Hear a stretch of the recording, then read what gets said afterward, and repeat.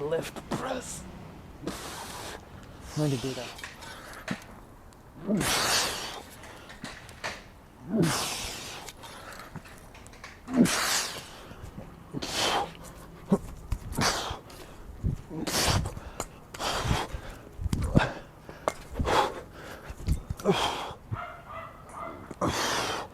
So another thing that you can do when you don't have a whole lot of weight is turn up the rep.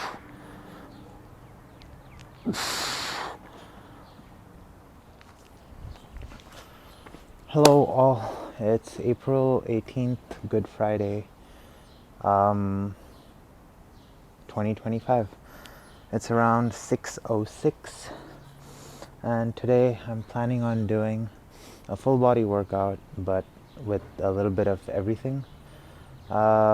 By a little bit of everything, I mean a little bit of endurance concept, a little bit of strength, so like heavy weights and low reps or a carry or something like that, and some mobility maybe, and even like stuff like what would be considered bodybuilding-ish, and how you can do stuff like that with the steel mace and kettlebell and stuff like that. In any case, and on that point, all of this works muscles, like any exercise works muscles, so all of it is going to lead to some form of adaptation. By bodybuilding, I mean stuff like curls, tricep extensions, things like that. But all of that will make sense when the time comes.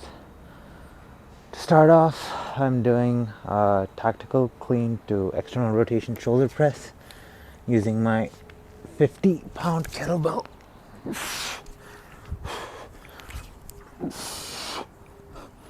I like to add the rotation to the shoulder press because it involves the core a little and makes the movement a little bit more fluid, as opposed to just staying straight and pressing. Going for 10.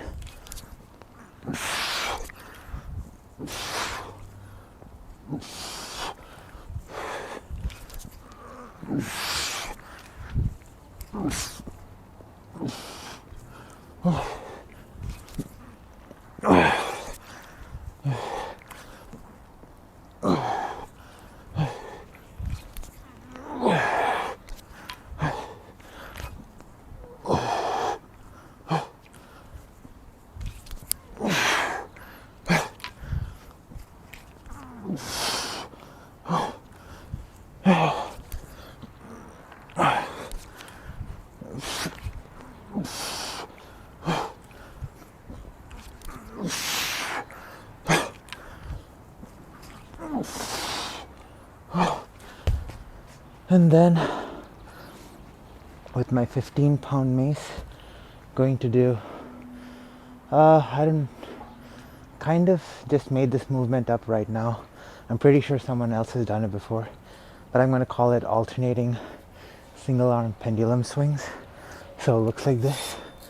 So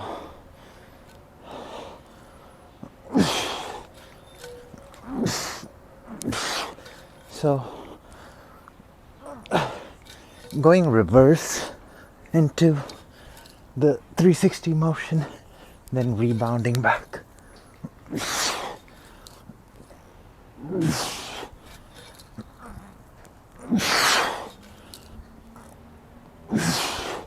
Going for 10.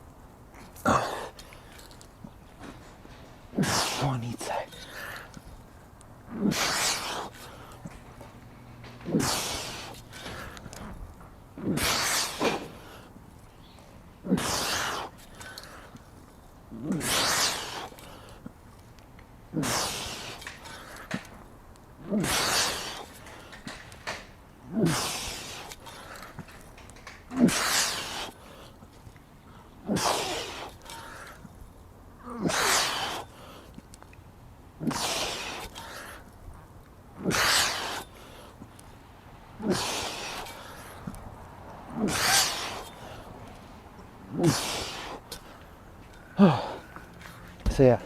So what I mean by going into a 360 reverse. And so usually when you go into a 360, you do this, but to start this motion, you're like going the opposite way, then using the rebound to come in, then switch sides and repeat. So yeah, that little pendulum motion, it forces you to use your core to kind of guide the weight back and forth. Feels really cool. And yeah, this is what I'm starting off with. I think I'm going to do a lot of different variations of stuff today, so in an effort to keep the video not too long, I'm going to just record one set of this. But this was the 4th set, going to do one more and then on to something else. So moving into something a little bit more lower body focused. So usually when you do lower body at the gym, you have access to a lot of heavy weights.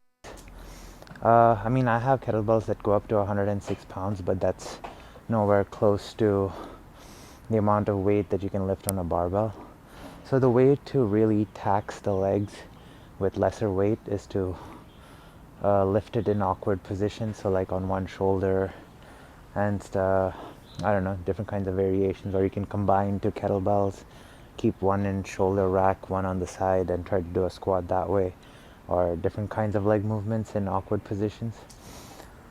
What I do most of the time is awkward anyway, be it the gym or otherwise, but just something I thought I'd mention.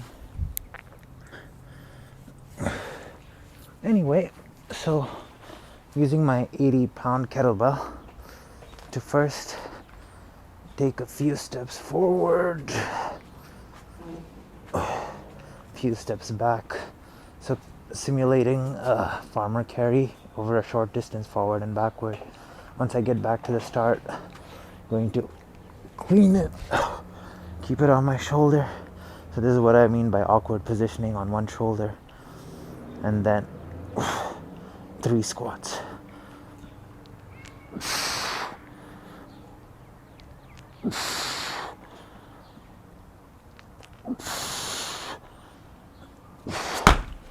And then repeat on the other side.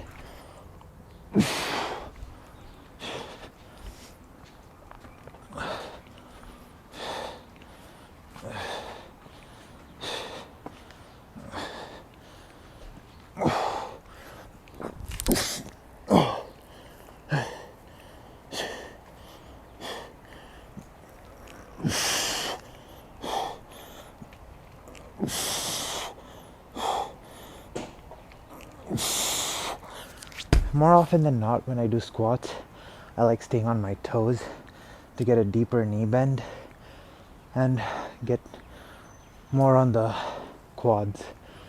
Then with my 2 15-pound clubs, I'm going to do a staggered clean to pull over to squat for 5 each side.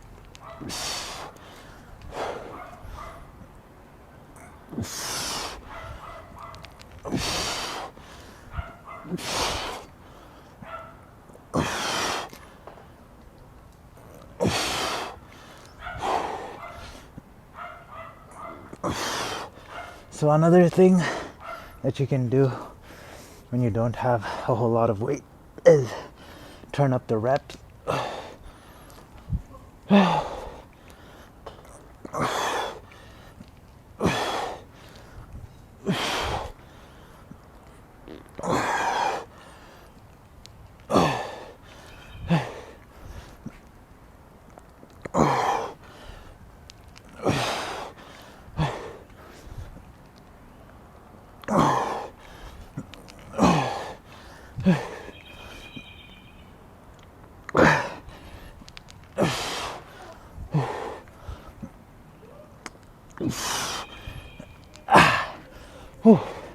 So by doing those additional movements with the club, I'm cleaning it, doing the pullover, then going into a squat. So just holding the club like that recruits the biceps a lot. Then the pullover is a lot of abs and serratus. And then just to hold it like this while squatting, it's really taxing on the forearms, shoulders. There's no like specific muscle group at play. You'll notice it like in the whole area. That's kind of one of the cool things about training this way. It's your whole body working and not just isolating. But yeah, this is what I'm doing. That was my second set. I'm gonna do 2 more, maybe just 1 more, we'll see. But on to something else. So I ended up doing 3 sets of the previous thing.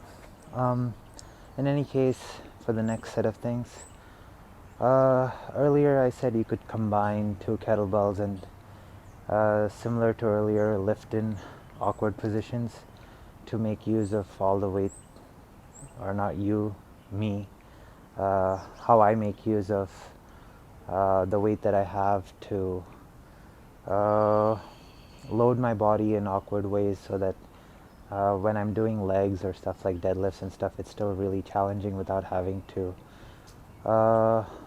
require weights that go up to like 300, 400 pounds or something like that. So I have a 106-pound kettlebell on one side and then a 50-pound kettlebell on the other. I'm going to do an offset loaded, offset because one side's heavier than the other. Suitcase deadlift, anchored, clean, and press, then deadlift and press, and then repeat. So all of that looks like this. So offset load, anchored, clean and press, deadlift, press. I'm going to do that 3 times.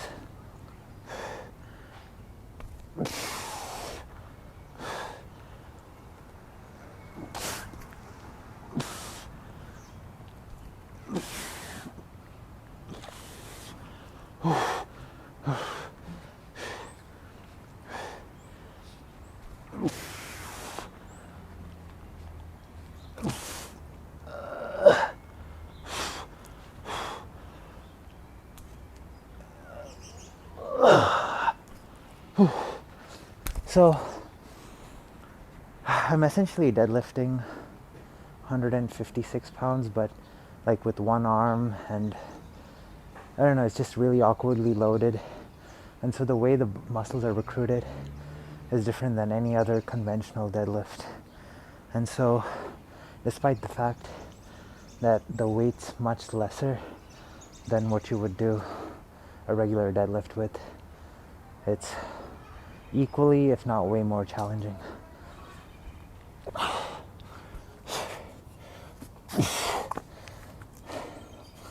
Then repeat on the other side. Also, the core's getting used so much more because the whole time it has to account for the unevenness and shifting weight. So not only is the weight uneven, but it's shifting from side to side, or not side to side, from at different levels of the body.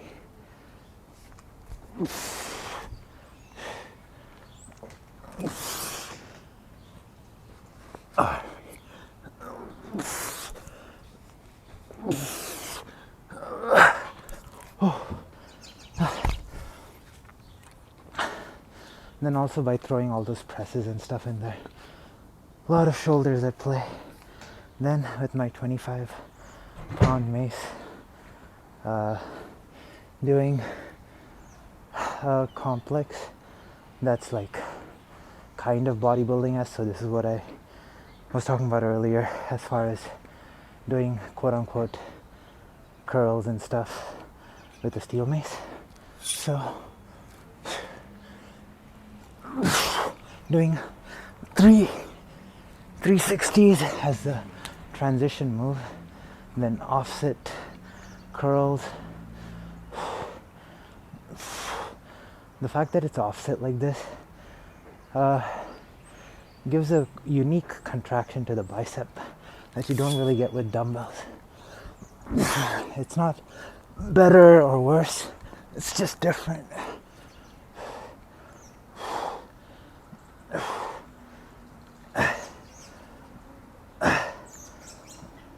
After 5 of that, then 360s again as the transition move, and then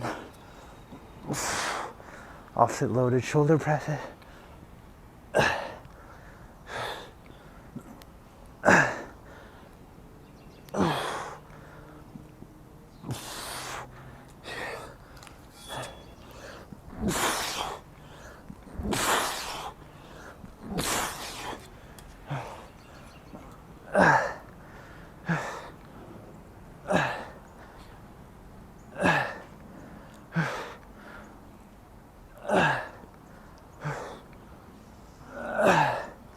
And then 360s again.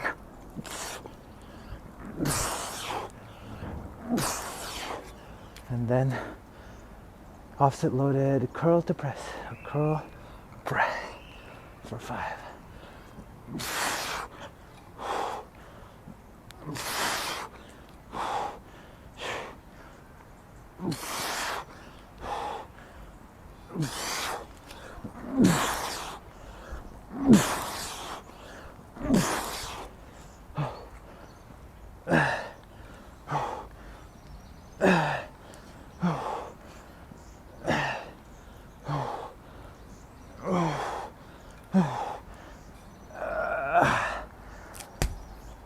So yeah, this is what I'm doing for now. So one might think, oh, it's only 15 reps of actual, or 10 reps of actual bicep work, and then I guess 10 of shoulders, but the duration for which you handle the mace, like you have to hold the mace in place or the biceps are involved for that entire duration. Plus, as the weight shifts and going around the body and stuff, your biceps are still involved throughout the entire thing.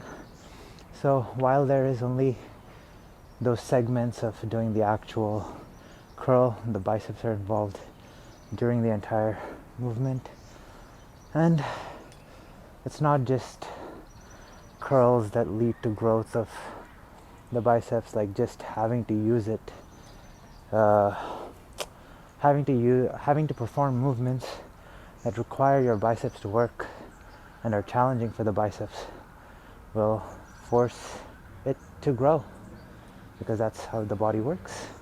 Anyway, that's what I'm doing. On to something else. This was what? That was set 2. I'll probably do 1 or 2 more.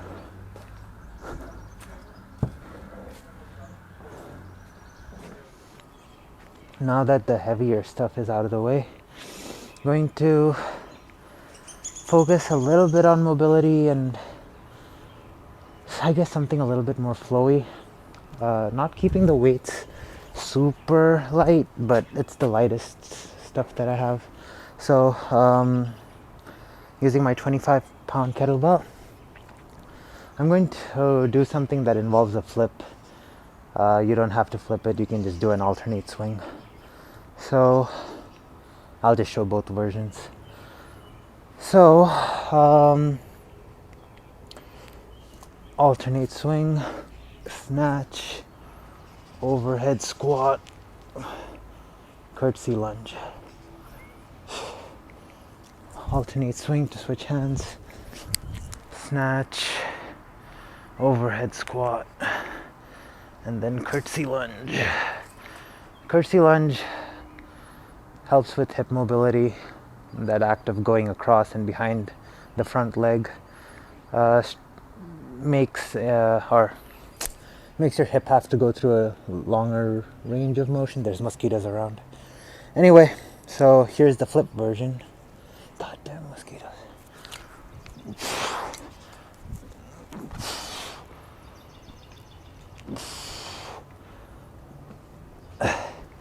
And adding a flip to it just makes the movement feel like smooth and flowy. So I don't know. Personally, I would highly recommend at least learning how to do a simple flip like that. It makes training with kettlebells a little bit more fun.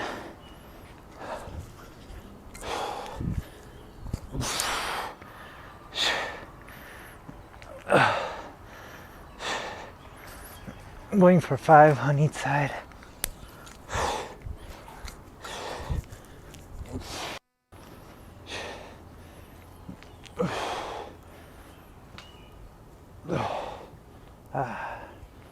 Also, there's balance involved while holding the kettlebell overhead and trying to move in all these weird ways, especially on an uneven surface.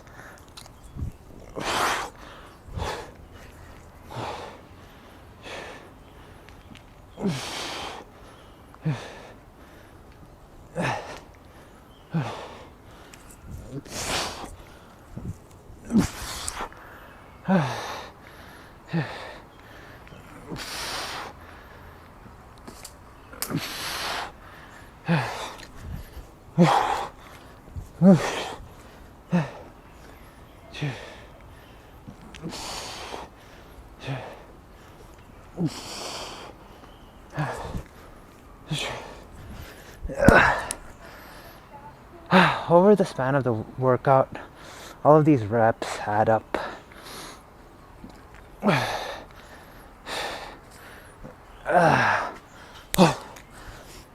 And even though the weight being used is quite light compared to the stuff I was doing earlier, it still feels quite taxing.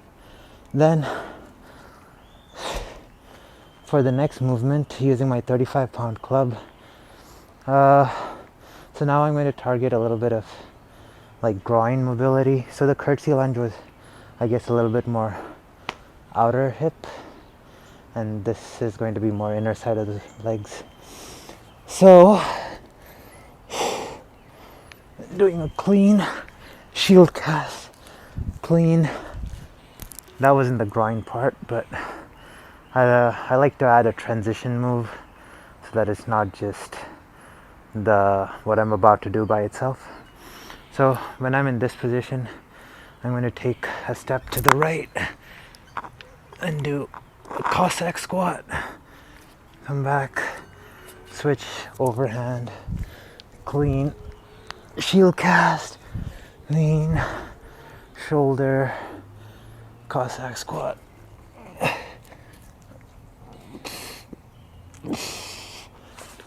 And repeat for 5 on each side.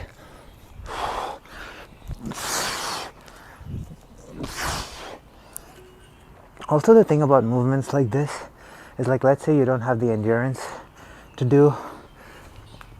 Wait, was that the right side? No, it wasn't.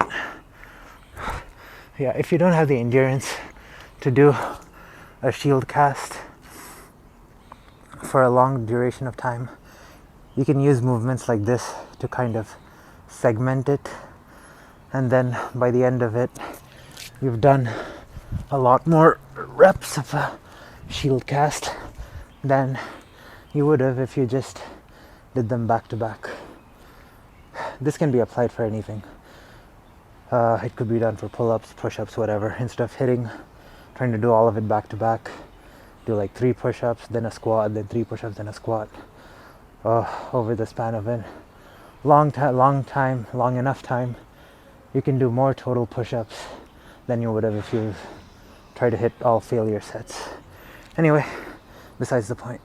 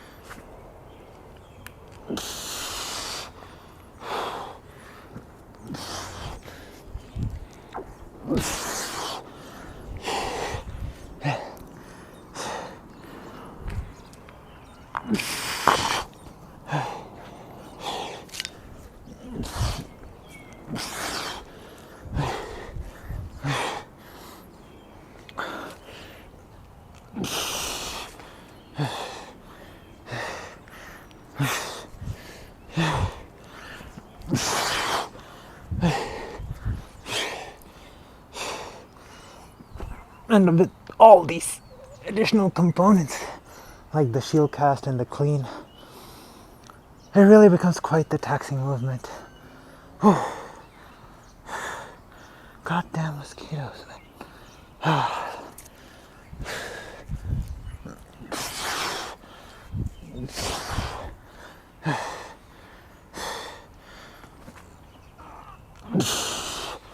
Oh well, that's what you get for having good weather, right?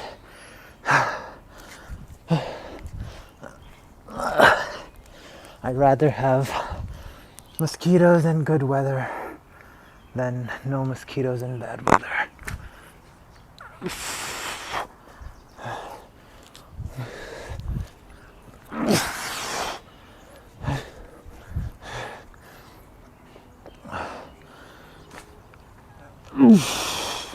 So yeah, doing this for now. Yeah, I just had kind of a idea. I want to try and do the flip complex that I was doing with my 80-pound kettlebell. So if I mess up, you guys will get to see it. But it's fun to do preposterous stuff sometimes.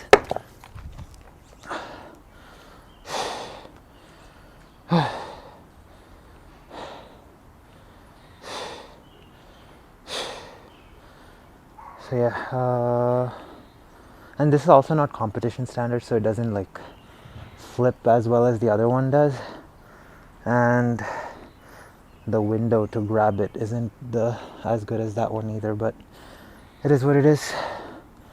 Let me see how this plays out. I'm just gonna do 1 rep of the complex.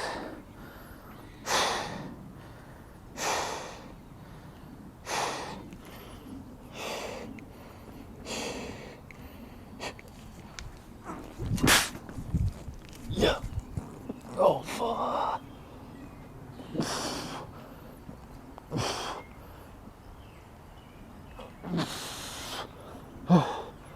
Alright, this is gonna be the hardest part, I think.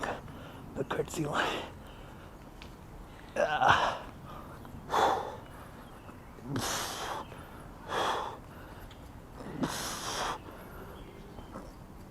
No, I'm not gonna try it.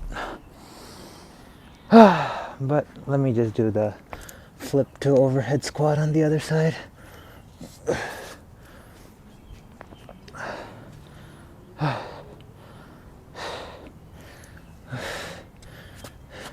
I'm pretty sure I could do an overhead lunge, but just not the curtsy lunge.